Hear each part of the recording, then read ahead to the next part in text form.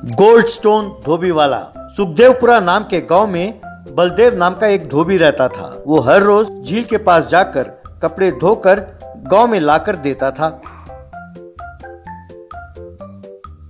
एक दिन इसी तरह कपड़े धोकर जमींदार विराट बाबू के घर गया। उसे देखकर विराट बाबू, क्यों रे बलदेव, मेरे पास शिकायत आई है कि आजकल तुम ठीक से कपड़े नहीं धो रहे। ऐसा रहा तो मैं तुम्हें पैसे नहीं दूंगा।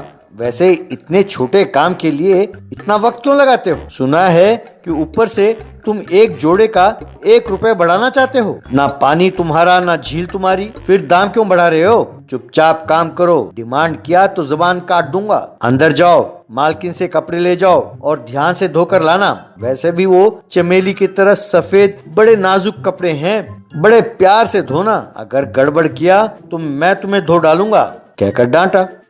बलदेव अंदर गया। विराट की पत्नी से मैले कपड़े लेकर झील के किनारे जाकर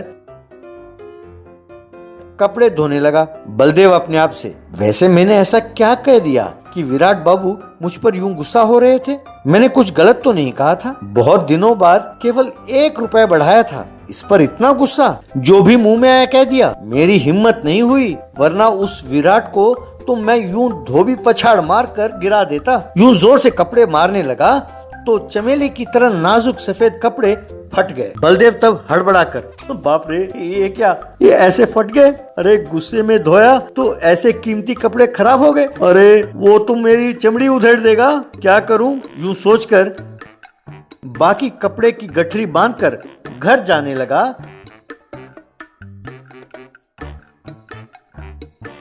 तो रास्ते में एक नारियल का पेड़ दिखाई दिया।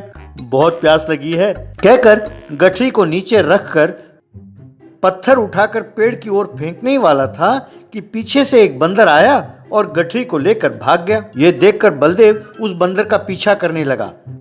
बंदर उस गठरी को ले जाकर एक नहर में फेंक दिया।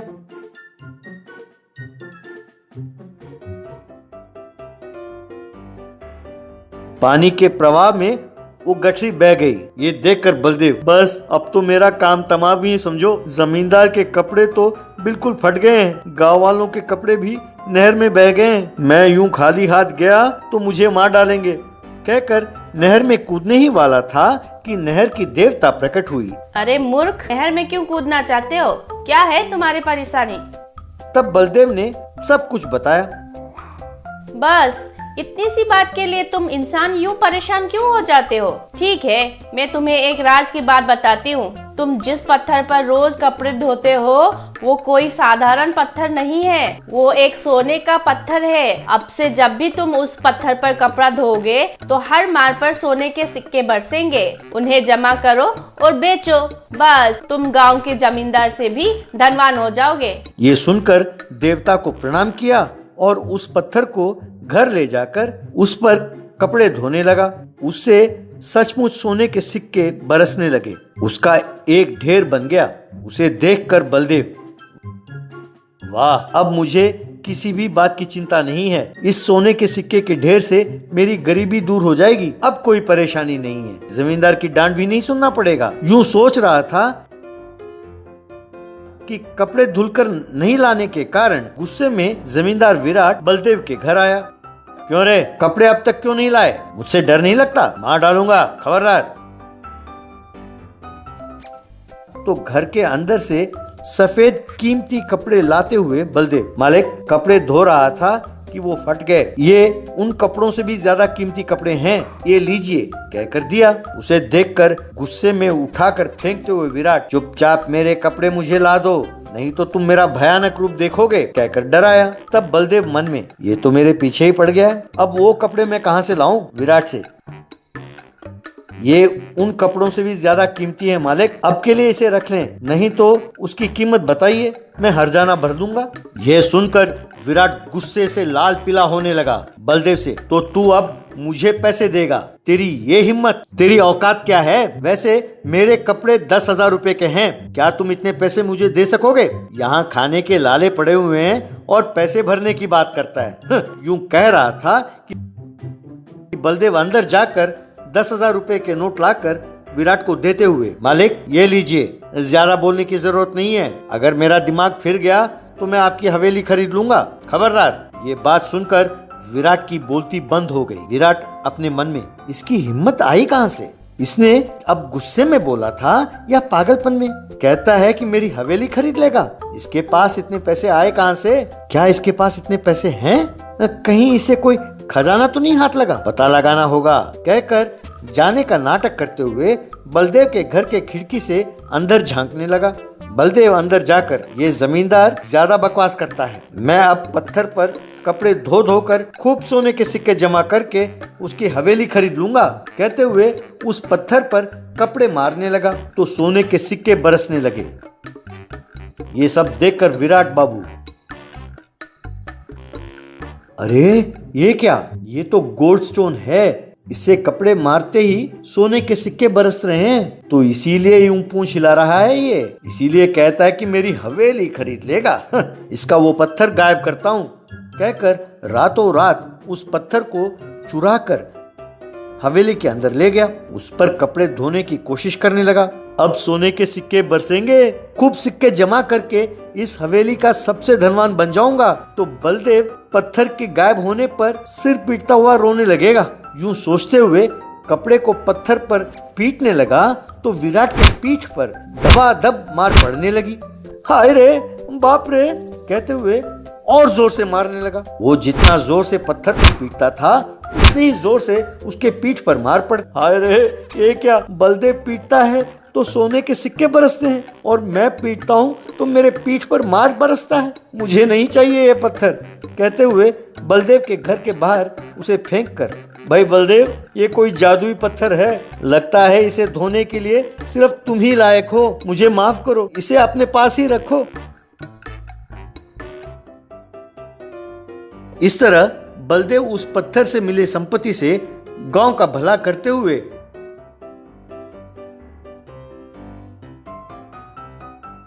गांव वालों की प्रशंसा का पात्र बना। Goddess and golden buffalo. Dhanukwadi नाम के गांव में सोनाबाई नाम के देवी का मंदिर था। उस देवी के बहुत सारे आभूषण, मंदिर के कई एकड़ जमीन और भक्तों के दान पेटी में डाले हुए करोड़ों रुपए नकद थे। उस मंदिर की देखरेख और गांव की देखरेख उस मंदिर का धर्मकर्ता ही करता था। हर साल सोनाबाई मंदिर का उत्सव होता था, जिसके अंतर्गत भैंसों की प्रतियोगिता का आयोजन किया जाता था। उस प्रतियोगिता में जिसका भैंसा मंदिर के धर्मकर्ता के भैंसे को हरा देता था, वही अगला धर्मकर्ता नियुक्त किया जाता था। यूं कुछ साल पहले आशुतोष राणा नाम के व्यक्ति उस मंदिर का धर्मकर्ता नियुक्त हुआ। एक दिन भूतपूर्व धर्मकर्ता किशन गोस्वामी अपने बेटे और बेटी के साथ उस मंदिर में आया और देवी का दर्शन करके वापस जा रहा था कि मंदिर का पुजारी, किशन जी, आपसे एक बात करनी है। मंदिर का जो भी कमाई होता है वो सब आशुतोष राणा जी अपने निजी खर्चे के लिए ले जाते हैं और मेरा वेतन भी नहीं दे रहे हैं। मेरी पत्नी और बच्चों के तो खाने के भी लाले पड़े हैं। ये सुनकर किशन बहुत दुखी हुआ। पर भक्तों का चढ़ावा तो आपको मिलता है ना? यहाँ के आसपास के 10 गाँव के सैकड़ों लोग जो इस मंदिर के दर्शन के लिए तो आते ही हैं, है ना?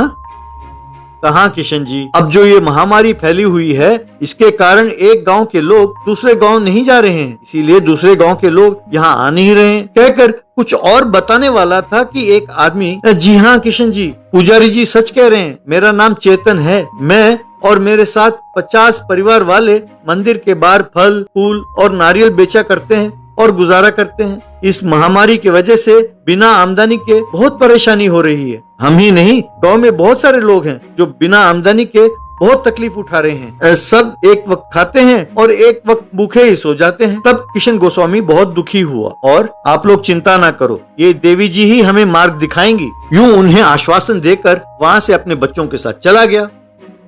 बाद में कुछ गांव वालों के साथ मंदिर के धर्मकर्ता और गांव के मुखिया आशुतोष राणा के पास गया।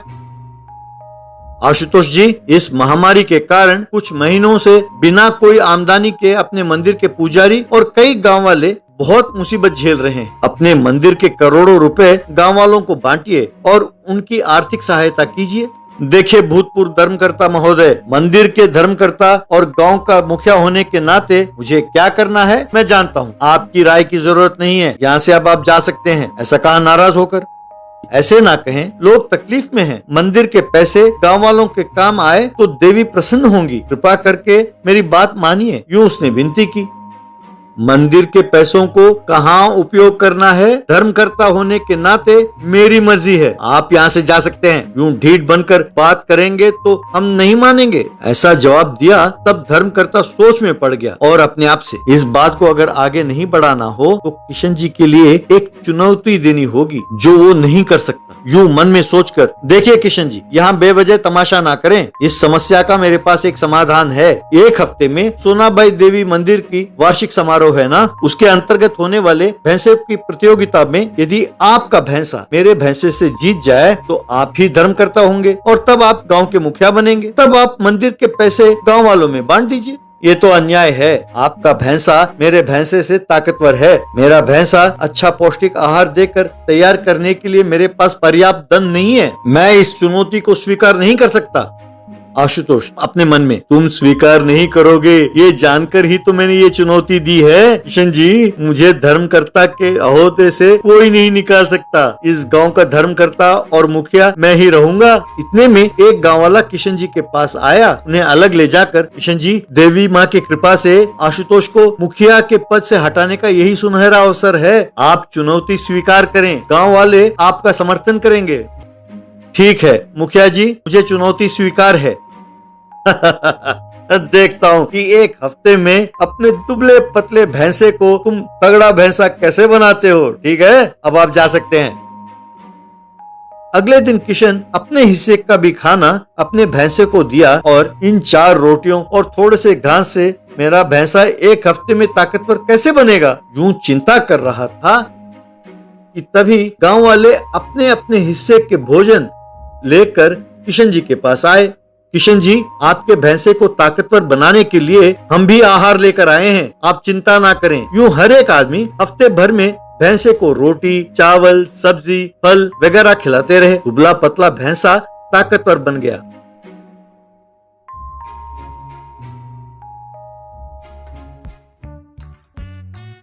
सबके मन में उम्मीद जागा कि प्रतियोगिता में किशन जी का भैंसा ही जीतेगा। ये बात जानकर आशुतोष राणा बहुत परेशान हुआ। प्रतियोगिता से एक दिन पहले रात को आशुतोष किशन के भैंसे को चुरा कर ले गया।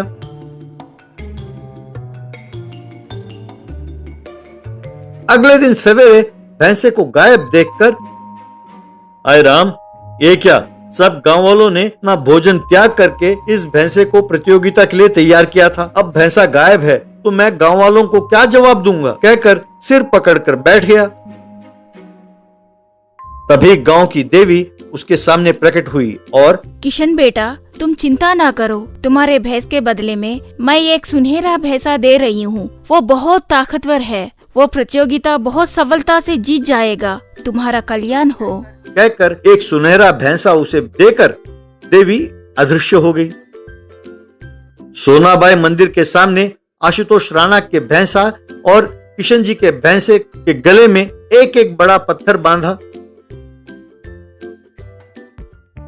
जो भैंसा अपने गले में बांधे पत्थर के साथ ज्यादा दूरी तक जाएगा वही विजेता होगा, ये घोषणा की गई। आशुतोष के भैंसे के ऊपर आशुतोष सवार था और किशन जी के भैंसे के ऊपर उसके बच्चे बैठे थे। राणा का भैंसा थोड़ी दूर पत्थर को खींचता हुआ गया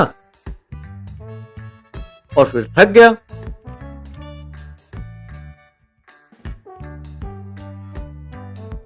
किशन जी का भैंसा काफी दूर पत्थर को खींचता हुआ गया और विजयी हो गया। विजेता भैंसे पर सवार होकर दोनों बच्चे मंदिर के सामने आए। किशन जी नया धर्मकर्ता नियुक्त किए गए और वो मंदिर के पैसे गांव वालों में बांटा। देवी जी मुस्कुराते हुए सबको आशीर्वाद दे रही थी।